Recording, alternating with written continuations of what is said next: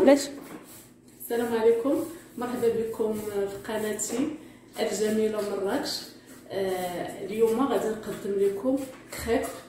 راه تيجي زوين وتيجي واحد وصفه اللي هي تطلع افيكاس. المهم ما تنساوش لايك وما تنساوش تابوناو عندي باش يوصلكم كل جديد في الفيديوهات ديالي. المهم اليوم هاد الكريب تيجي اقتصادي وتيجي احسن من هذاك تيكون في لي ريستورون، تيجي زوين. عن تجربه جربته بزاف المرات وصحت به ناس اخرين. كيف ما كتشاهدوا غنبدا معكم. غادي نحتاجوا ملعقه ديال الزبده مذابه لجوجها، وغادي نحتاجوا واحد الملعقه كبيره من سنيده سكر سنيده. غادي نحتاجوا رشه ملح، غادي نحتاجوا ارزه سكر فاني، غادي نحتاجوا جوج بيضات، غادي نحتاجوا دقيق من الاحسن اي ماركه من الماركه تكون مزيانه ديال الحلويات، تكون ديال الحلوى ديال الحلويات. غادي نحتاجوا 225 غرام، يعني جوج كيسان وشويه. هاد الكيسان ديال العنبه عندي صغار شويه، يعني غنزيد شويه عليهم 225، يعني جوج كيسان ديال العنبه كبارين.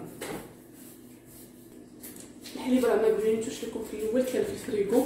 هذا هو السر ديال الكريب اللي غنشاركو معكم اليوم. الحليب كيف ما تشوفوا خصو يكون في الفريغو، يعني بارد مزيان باش يعطينا الكريب اللي هو متناسق واللي غادي يجينا خفيف بزاف.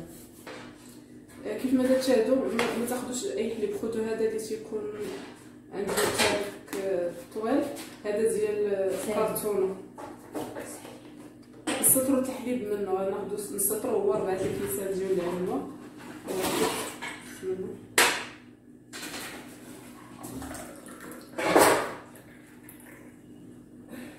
جوج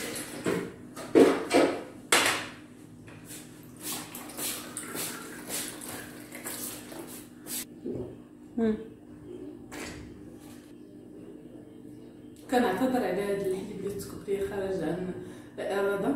كنتمناو الحليب كما نعتذر على هذا العاقب الخارج عن الاراده. الحليب راه فيه الخير، وبدايه ان شاء الله موفق للقناه ديالي. شكرا لكم، نكملوا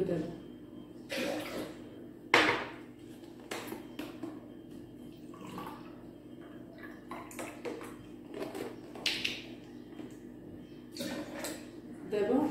دابا غادي نصبوا الحليب اللي درنا، غنزيدوا عليه جوج بيضات،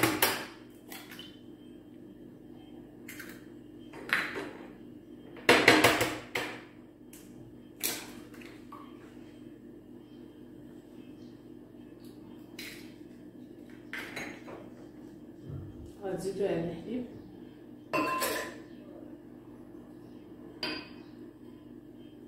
غادي نزيدوا سكر سنيده فاني،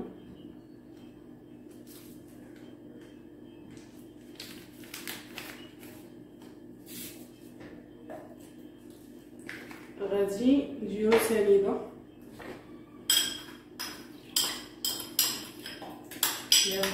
سنيده،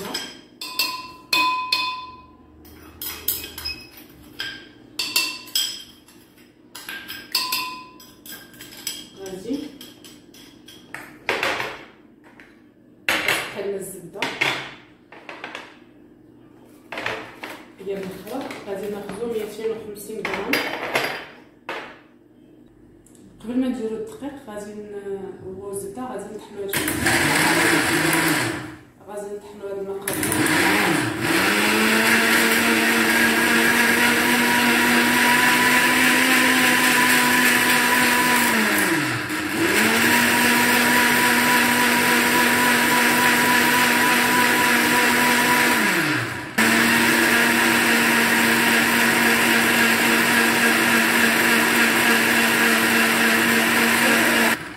تطلع لهم الكشكوشه بحال هكذا،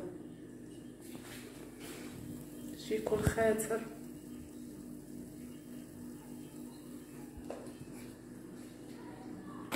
غادي ناخذ غنخرجوا يبقى لينا الدقيق في المرحله الاخرى هو الزبده.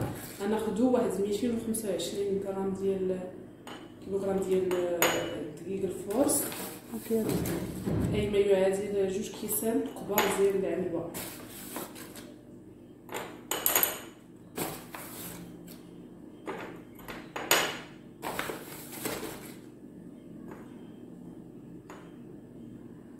نكونوا عامرين مزيان حتى الفوق.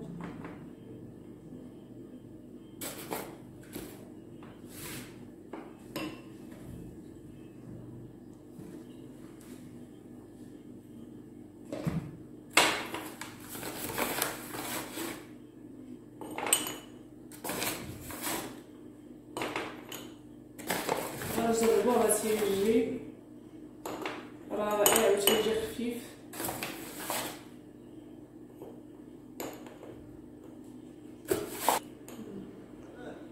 تيجي خفيف ما تيجيش معجن. هانتوما غادي تجربوا معايا وغادي تشوفوا.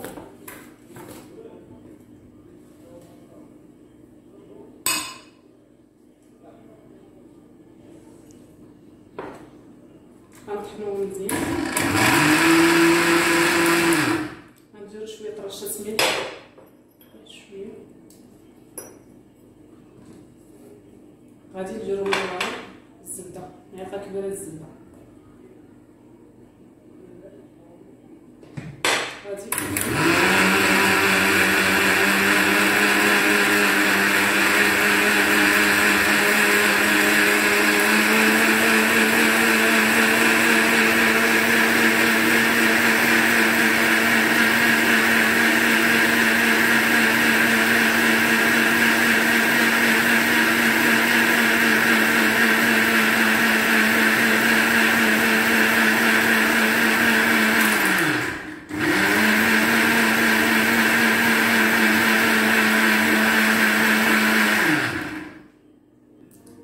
من بعد ملي تنخلطوا المكونات كامله تنخلطوهم مزيان بالخلاط الكهربائي. تنخليوها واحد 30 دقيقه تستراح ونرجعوا نكملوا معكم طريقه الطياب. المهم بعد ما سخنا المقله غادي نحطوا فيها بهذا الشكل. حاولوا يكون رقيق هذا، دوزو على الجوانب كاملين بهذه الطريقه. بهذه الطريقه تنتحكموا في البونطه، تنجهدوها شويه تتبدا تنفخ.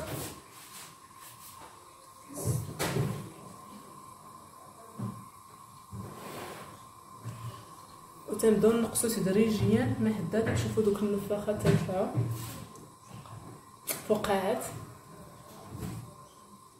نقصوا هاد الحاله تنقصوا باش نقلبوا، نقصوها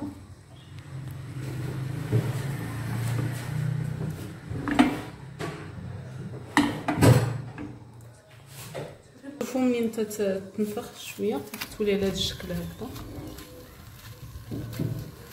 الغوطه مهيله كنكونوا مجهدين هنا نقصوها.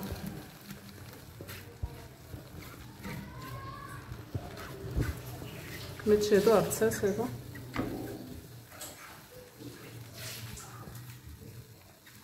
نقصوها يعني باش تتبع على مهل.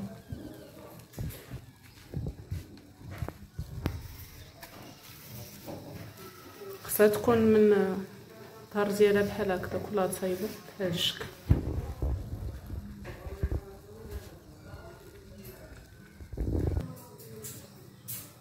تنتاكدوا واش طابت، تلقاو بحال هكذا طابت. ضروري من تحيدوها من العافيه توجدوا واحد الزيت وديروها مع خواتاتها هنايا باش ترتب، وديروها في بلاستيك غذائي باش تبقى مرتاحه. نبقاو تنكملوا دابا في الطياب ديالنا. نحاولوا ما امكن نديرو العجينه رقيقه، بحال مثلا نديرو هكذا، نحاولوا دغيا ما امكن نديرو هاد الحركه.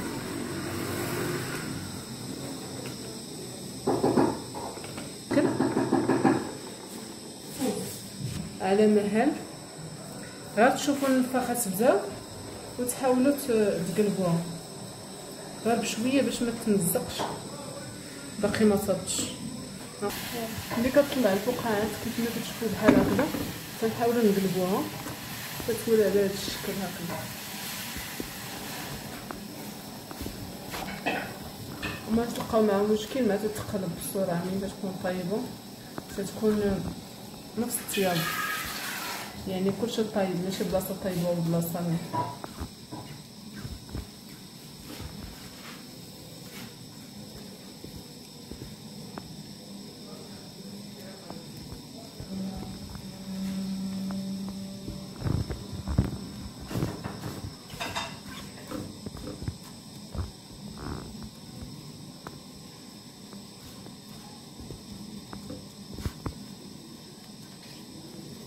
شويه مازال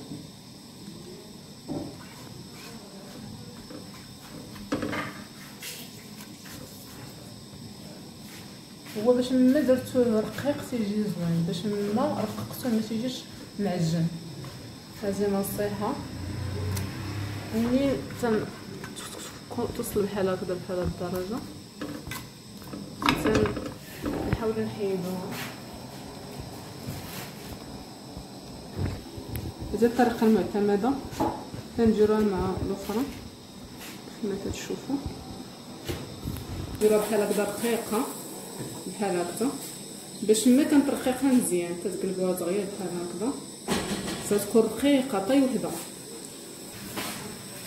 على عافيه مهيله غنستمروا في الطياب على عافيه مهيله كيف ما كتشوفوا.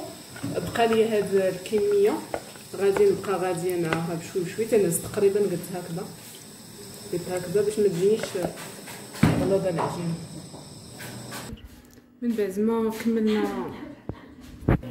من بعد ما طيبناهم كيف ما تشوفوا خرجت لنا الكميه اللي هي كبيره، يعني اقتصادي، يعني غادي يكون بهذا الشكل باش ترتطب وخفيف ما معجنش. شفتوا كيف يكون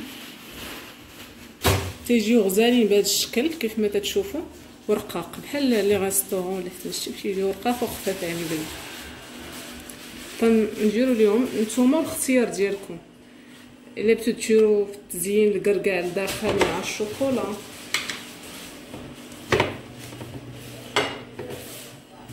كاين اللي تيبغي فيهم من الداخل الشوكولا، كاين اللي تيبغي الفرماج، كاين اللي تيبغي العسل على حسب لوكو اللي تيفضلوا. المهم درنا لهم الشوكولا لداخل كما قلت لكم. كاين تيبغي الكونفيتور، كاين اللي تيبغي، كل واحد وشنو الاختيار ديالو بهذا الشكل. اذا عندكم حبيبات الكركاع ممكن تضيفوهم من الداخل. تنستمروا راه شتي كيف ما قلت لكم راه تيجيو زينين ورطبين. نشوف شفتوا رطبين وزينين. تنستمروا على هذا الوضع كيف ما قلت لكم. نتوما الاختيار ديالكم اللي يعجبكم. الا عندكم شويه كريكاعات ديروهم للداخل باش يجيو زوينين.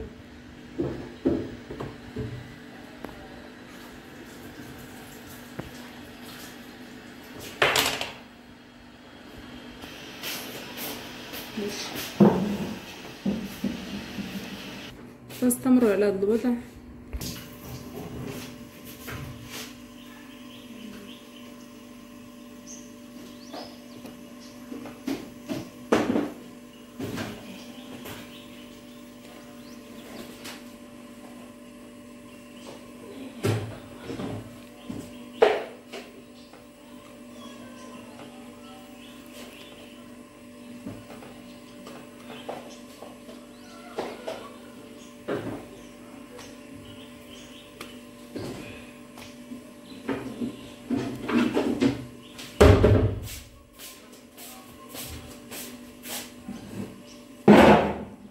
تشوفوا معايا اعزائي المشاهدين هذا هو الشكل النهائي ديال بصحه والراحه. ان شاء الله نتلاقاو مره اخرى في وصفه جديده. ما تنساوش تابوناو عندي وتفعلوا الجرس باش يوصلكم اي جديد.